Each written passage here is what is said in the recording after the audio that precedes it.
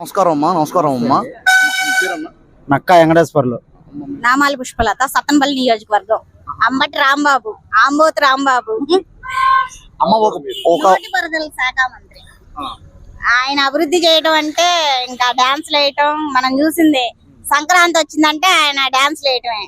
అభివృద్ధి అంటే ఏమీ లేదు, రెండు ముక్కలే. ఆయన పెళ్లిళ్ళ గురించి మాట్లాడతాడు, ప్యాకేజ్ గురించి మాట్లాడతాడు, అంతే తప్ప రాష్ట్రాన్ని బాగు చేసింది లేదు. సంక్రాంతి వచ్చిందంటే డాన్స్లు అంతే. అమ్మ ఒక 10 రోజుల్లో ఎలక్షన్స్ రాబోతున్నాయి. ఆంధ్రప్రదేశ్ కి ఎవరు వస్తే సంక్షేమం జరిగిద్ది, మంచి జరిగిద్ది అంటారు మీ ఆలోచన? ఉమ్మడి కుటుంబండి, జనసేన, బీజేపీ, టీడీపీ వీళ్ళు వస్తేనే రాష్ట్రం అభివృద్ధి జరిగిద్ది. ఎందుకంటే పవన్ కళ్యాణ్ గారు ఆయన సొంత డబ్బులు తీసుకొని ఖర్చు పెట్టి రైతులను గాని, ఇంతవరకు ఏ నాయకుడు అయినా గాని తను సంపాదించుకున్నాడు గాని ఆస్తి, తన సంపాదనలోంచి 1 రూపాయి దాచుకున్నాడే గాని దాచుకోవాలా, దాచిపెట్టలేదు, దోచుకున్నాడు. కానీ పవన్ కళ్యాణ్ గారు మాత్రం ఆయన సొంత డబ్బులు తను ఫ్యామిలీకి కూడా కాకుండా వీళ్ళే నా ప్రజలు, వీళ్ళకి నేను ఎంతో కొంత సేవ చేయాలనే ఉద్దేశంతో పవన్ కళ్యాణ్ గారే గెలుస్తారు, కూటమి అంతే. ఎంత మెజారిటీతో గెలుస్తారంటారు పిఠాపురంలోనా? 1,00,000 మెజారిటీ. అంతకు మించి మేము ఇక్కడికి వచ్చిన తర్వాత ఇక్కడున్న ప్రజలు వాళ్ళు మమ్మల్ని రిసీవ్ చేసుకున్నారు.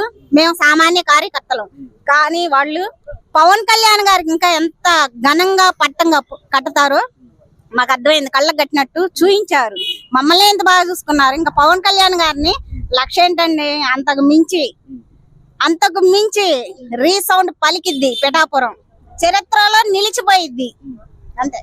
అన్న ఇంకో 10 రోజులు. నమస్కారం అమ్మా. నమస్కారం అమ్మా. నక్కా వెంకటేశ్వర్లు. నామాల పుష్పలత, సత్తనపల్లి నియోజకవర్గం. అంబటి రాంబాబు, ఆంబోతు రాంబాబు అమ్మ ఒక నీటిపారుదల శాఖ మంత్రి. ఆయన అభివృద్ధి చేయడం అంటే ఇంకా డాన్స్లు వేయటం మనం చూసిందే. సంక్రాంతి వచ్చిందంటే ఆయన డాన్స్లు వేయటమే. అభివృద్ధి అంటే ఏమీ లేదు, రెండు ముక్కలే. ఆయన పెళ్లిళ్ళ గురించి మాట్లాడతాడు, ప్యాకేజ్ గురించి మాట్లాడతాడు, అంతే తప్ప రాష్ట్రాన్ని బాగు చేసింది లేదు.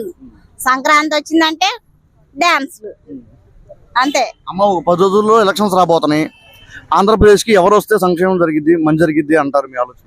ఉమ్మడి కుటుంబండి, జనసేన, బీజేపీ, టీడీపీ వీళ్ళు వస్తేనే రాష్ట్రం అభివృద్ధి జరిగిద్ది. ఎందుకంటే పవన్ కళ్యాణ్ గారు ఆయన సొంత డబ్బులు తీసుకొని ఖర్చు పెట్టి రైతులను గాని, ఇంతవరకు ఏ నాయకుడు అయినా గాని తను సంపాదించుకున్నాడు గాని ఆస్తి, తన సంపాదనలోంచి 1 రూపాయి దాచుకున్నాడే గాని దాచుకోవాలా, దాచిపెట్టలేదు, దోచుకున్నాడు.